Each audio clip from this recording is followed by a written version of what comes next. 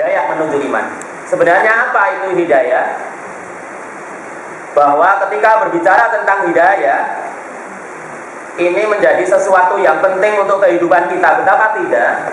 Dalam sehari semalam minimal kita membaca di sana ada permohonan petunjuk, permohonan hidayah kepada Allah Subhanahu wa taala minimal 17 kali.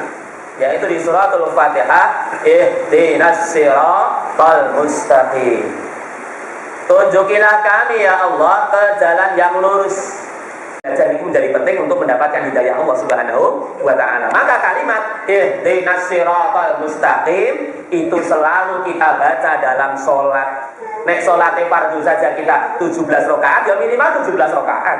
Kalau kita tambah sholat sunnah, ya ditambah dengan sholat sunnah, mesti baca ihdinas siratal mustaqim. Nah, masyiral hadirin jamaah salat maghrib yang dirahmati oleh Allah Subhanahu wa taala. Belum lagi yang lain, masih ada beberapa banyak lagi. Rumah tangga itu tidak ada masalah, wis ngerti. Maka kita belajar hidayah, boleh petunjuk, mencari ilmu. Oh, nek jadi suami itu nanti kewajibannya ini. Baca-baca, boleh. Karena kan orang eneng sekolah suami kan orang eneng. Eneng kan sekolah guru, sekolah jurusan ekonomi, sekolah jurusan manajemen, akuntansi, ngoten itu. Orang eneng jurusan sekolah jurusan suami, eneng. Sekolah jurusan istri, ora enek. Sekolah jurusan mertua, ora enek ya kan? Ya, adanya ya hanya kaitannya dengan pekerjaan. Padahal ini penting. Nah, contoh kita itu kan secara sunatullah nek sing paringi waras ngoten, awal dhewe kalau memang minum itu kandung kemih kita penuh, yang terjadi adalah pengen untuk buang air. Nah, ketika karena kebodohan kita tidak tahu buang air, maka mesti akan baca-baca pipis sing apik piye. Mesti dibaca-baca. Oh, kalau pipis yang baik itu masuk ke kamar mandi, ke kamar kecil, ke toilet dengan satu, masuk dulu dengan kaki kiri. Jangan lupa berdoa. Terus kemudian jongkok. Itu satu. Itu tadi ya, menyampaikan kita butuh karena kebodohan kita, maka kita butuh hidayah. Yang kedua, atau dia telah mengetahui hidayah kebenaran dalam perkara tersebut, akan tetapi dia mengerjakannya dengan cara yang tidak sesuai dengan hidayah secara sengaja, maka dia butuh untuk bertaubat dari kesalahan tersebut. Mengambil pelepah kurma. Pelepah kurma itu diambil, kemudian dibelah menjadi dua. Setelah itu beliau melakukan pelepah kurma yang mau dibelah di wau, ditancapke di dua kuburan yang berbeda. Bismillahirrahmanirrahim. Sini gede kuburan sini gede ya. Maka kemudian sahabat bertanya, ya Rasulullah, mengapa mau melakukan itu ya Rasulullah? Dia orang ngerti pokoknya rampung katokan gitu. Ya, selesai kita kemudian gitu. Nah, setelah kita baca-baca ngerti, oh ternyata setelah buang air kecil kita diharuskan untuk toharoh. Toharohnya kalau ada air dengan air, kalau tidak ada air boleh kita melakukan toharoh dengan benda keras, daun, paman. Kita lakukan yang kira-kira cek kleru, kita bertaubat kemudian memperbaiki. Nah, masih pendapat Ibnu Taimiyah atau orang butuh hidayah adalah perkara-perkara yang dia tidak mengetahui segi hidayah atau kebenaran padanya, baik dalam ilmu dan amal, sehingga luput darinya hidayah untuk mengenal dan mengetahui perkara-perkara tersebut dengan benar. Dan itu menjadi penting untuk mendapatkan hidayah Allah Subhanahu wa taala. Maka kalimat ihdinas siratal mustaqim itu selalu kita baca dalam sholat. Nek sholat fardu saja kita 17 rakaat, ya minimal 17 rakaat. Kalau kita tambah sholat sunnah, ya ditambah dengan sholat sunnah, mesti baca ihdinas siratal mustaqim. Belum lagi yang lain, masih ada beberapa banyak lagi. Demikian juga perkara-perkara yang dia butuh mendapatkan hidayah dalam mengerjakannya di waktu mendatang, sebagaimana dia telah mendapatkannya di waktu yang lalu. Contohnya ngeten, rumah tangga itu tidak ada masalah, wis ngerti. Maka kita belajar hidayah, boleh petunjuk, mencari ilmu. Oh, nek jadi suami itu nanti kewajibannya ini. Baca-baca, boleh. Karena kan orang eneng sekolah suami kan orang eneng.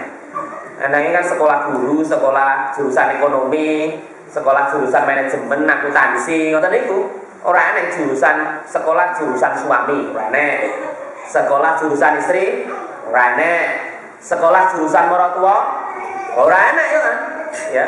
Adanya ya hanya kaitannya dengan pekerjaan. Padahal ini penting. Nah, ma'asyiral hadirin jamaah rahimakumullah. Hidayah menuju iman niku dados penting kanggenipun kula lan panjenengan sami untuk kita semuanya sangat penting. Yo jane awake dhewe yo ngerti. Ning awake dhewe kadang-kadang pilih dalan liyane.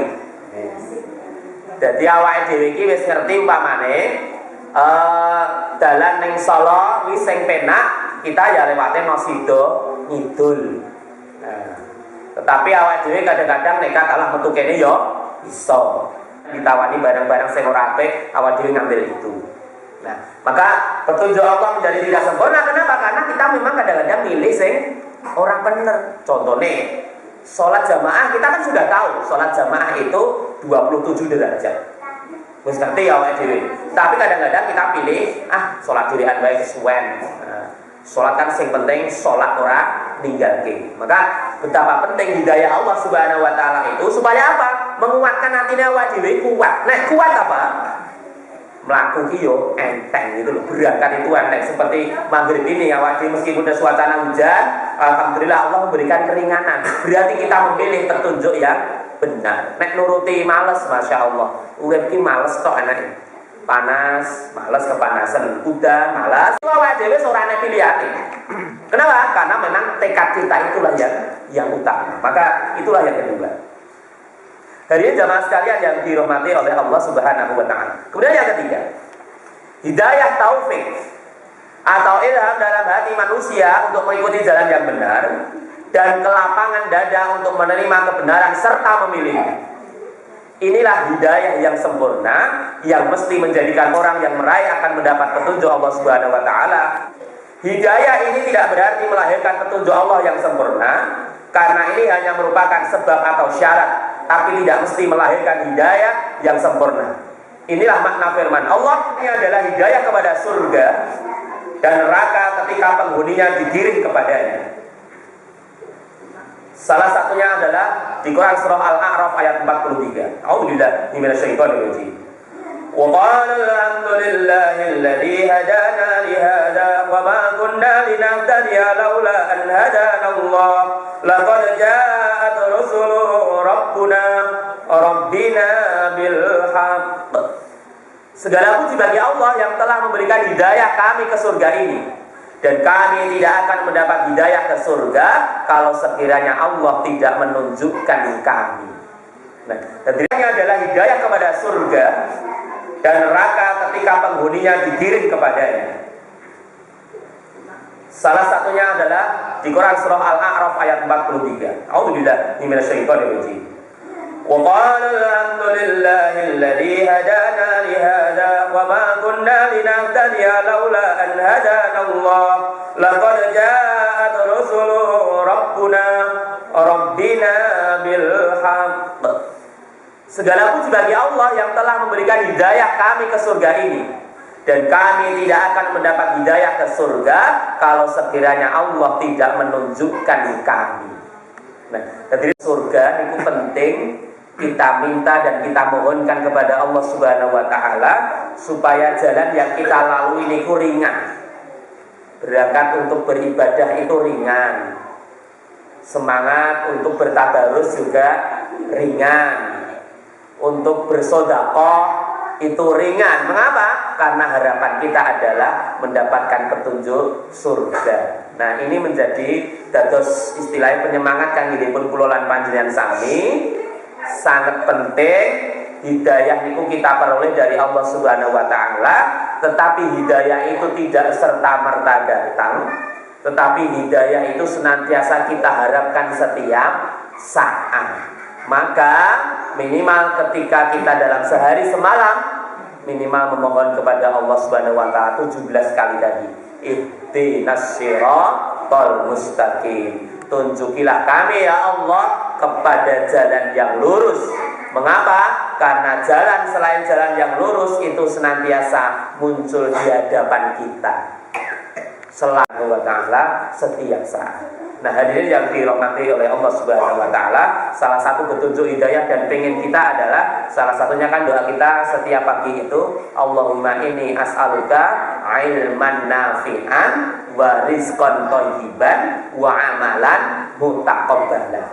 Jadi kita minta kepada Allah ilmu yang bermanfaat, rizki yang halal, dan amal yang terkabul dan diterima oleh Allah Subhanahu wa ta'ala. Mudah-mudahan Allah senantiasa menggiring dan memberikan petunjuk kepada kita sekalian sehingga kita ringan dalam beramal soleh, dan mudah-mudahan kita diringankan untuk menuju surganya Allah Subhanahu wa ta'ala. Demikian, mudah-mudahan Allah senantiasa menjaga kesehatan kita dan senantiasa memberikan rezeki kepada kita yang rezeki halalan thayyiban mubarakah, dan mudah-mudahan memberikan kita, keluarga kita, istri kita, anak-anak kita, cucu-cucu kita, mereka semuanya soleh dan solehah. Kurang dan lebihnya mohon maaf. Wabillahi taufiq wal hidayah. Wassalamualaikum warahmatullahi wabarakatuh.